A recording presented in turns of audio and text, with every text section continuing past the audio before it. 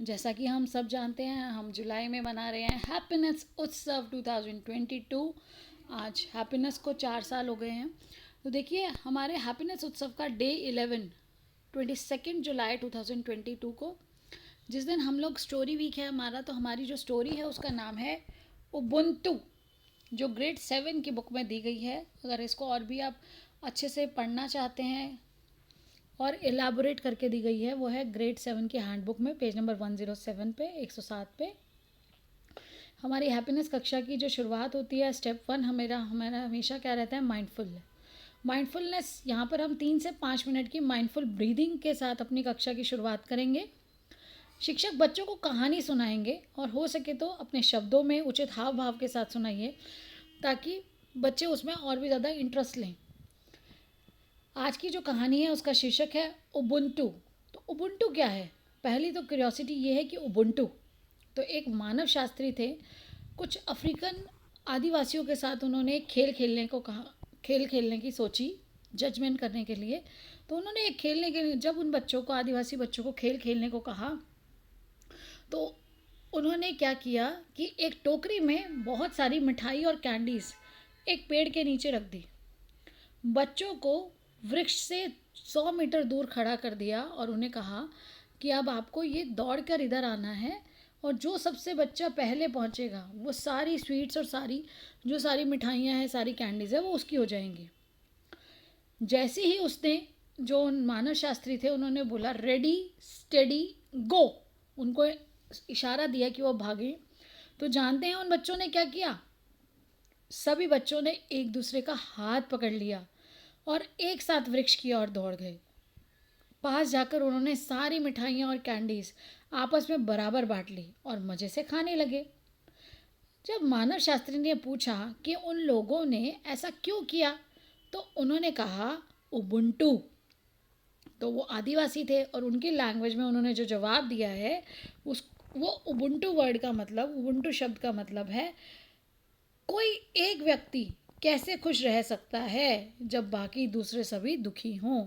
तो कोई एक कैसे खुश रह सकता है जब सब दुखी हैं? अगर एक ही बच्चा खाता सारी मिठाई और कैंडीज़, तो उसको अच्छा नहीं लगता, वो सबके साथ मिल के खाना चाहता है।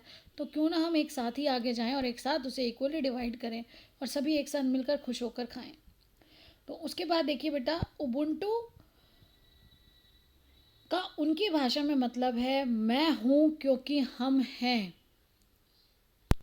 तो मैं हूँ क्योंकि हम हैं, I am because we are, अर्थात हम सबके साथ होने का कारण ही मैं रह पा रहा हूँ।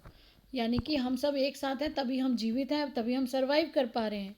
और सबसे ज़्यादा ये आदिवासियों के लिए तो बेटा बहुत इम्पॉर्टेंट बात है कि आदिवासी इतने घने जंगलों में एक साथ रहते हैं, बहुत कम आबादी के साथ रह रहे होते हैं। तो वो सब एक दूसरे का सहारा बन के रहते हैं। जानवरों से बचना, उस जगह पर सही तरह से शिकार करके अपने बच्चों को भी रक्षा करना है, जानवरों से भी बचाना है, और अपने रहने के लिए खाना पीना, कपड़ा नहीं है तो खाल, इस तरह की चीज़ें उनको इकट्ठा करना। आज तो सब कुछ है, पहले आदिवासी का जो था जीवन ऐसा था कि बिल्कुल जैसे आदि मानव का जीवन है, क्योंकि उनके पास कोई रिसोर्सेज नहीं थे। तो एक दूसरे के सहारे पर, एक दूसरे पर निर्भर होकर वो अपने जीवन का यापन करते हैं, जीवित रह पाते हैं। आपने सुना है सर्वाइवल ऑफ द फिटेस्ट, और हम ह्यूमन बींग्स क्या हैं? हम लोग सामाजिक प्राणी हैं। हम सब एक दूसरे के कहीं ना कहीं हमें ज़रूरत है।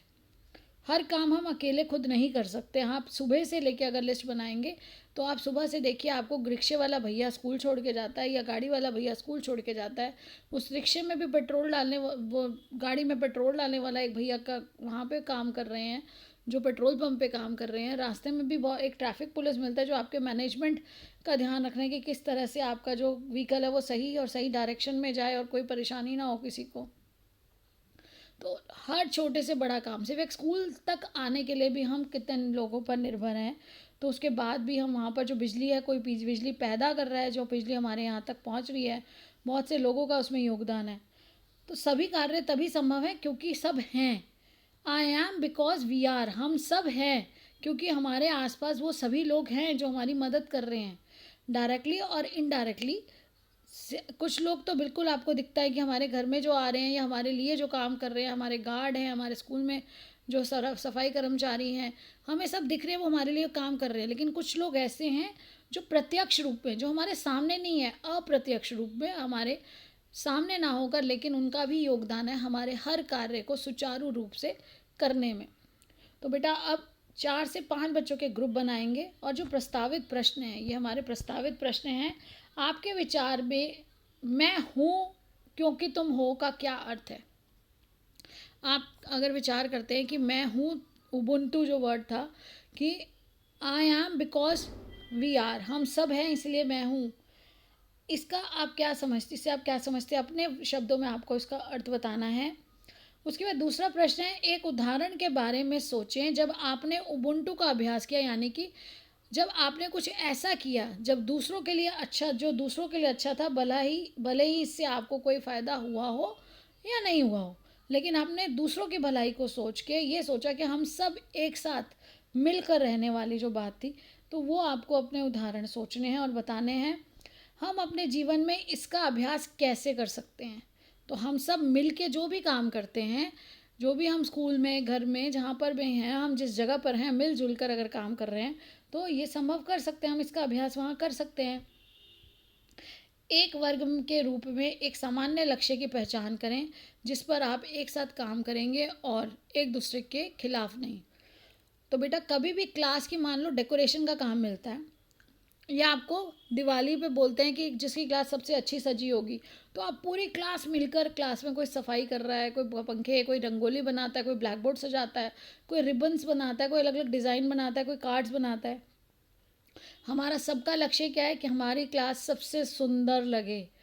हमारा ऐसे ही आपका घर अगर आप सजा रहे हो तो हमारा घर सबसे सुंदर लगे, तो आप घर के सब लोग मिलके घर को सजाने में, घर को साफ़ करने में सब लग जाते हैं दिवाली की सफाई में।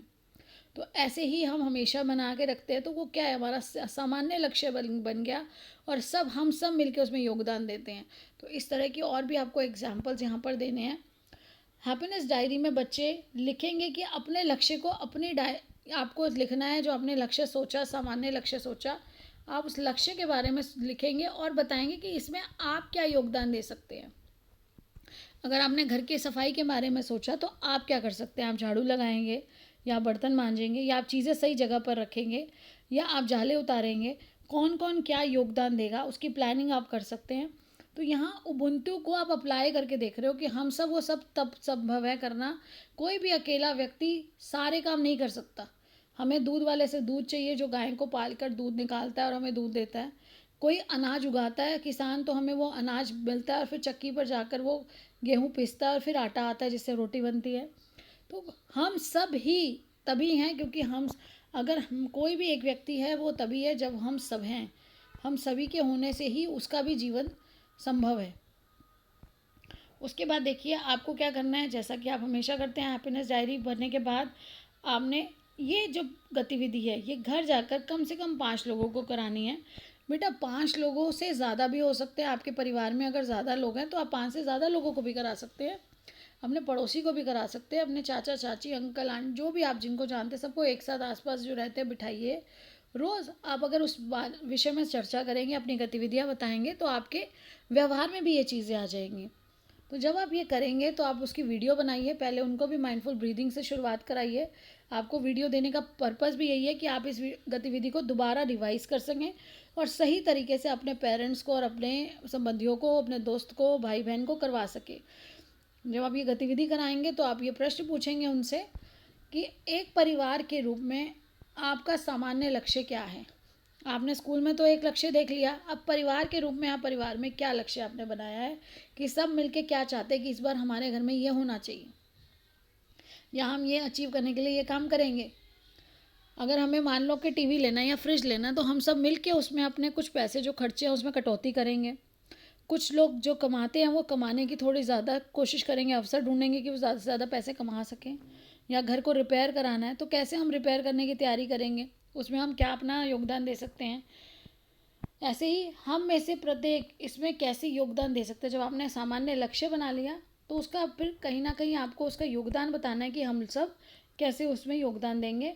आप इस गतिविधि की समरी बनाएंगे और अपनी डायरी में लिखेंगे कि आपने इस गतिविधि में क्या महसूस किया, क्या सीखा और कैसे आप आगे आने वाली सभी जो आपके लक्ष्य होंगे उसमें अपना योगदान देंगे और किस तरह से लक्ष्य के लिए प्लान करेंगे, जो आपका टारगेट है उसको कैसे अचीव करेंगे। तो आशा करती हूँ आप इस गतिविधि को एंजॉय करेंगे, आप ये स्टोरी को समझेंगे, एंजॉय करेंगे और इसके जो मिलने वाली सीख है उसको अपने व्यवहार में भी डालेंगे। तो keep learning and enjoying, stay blessed and healthy. Thank you, have a nice day.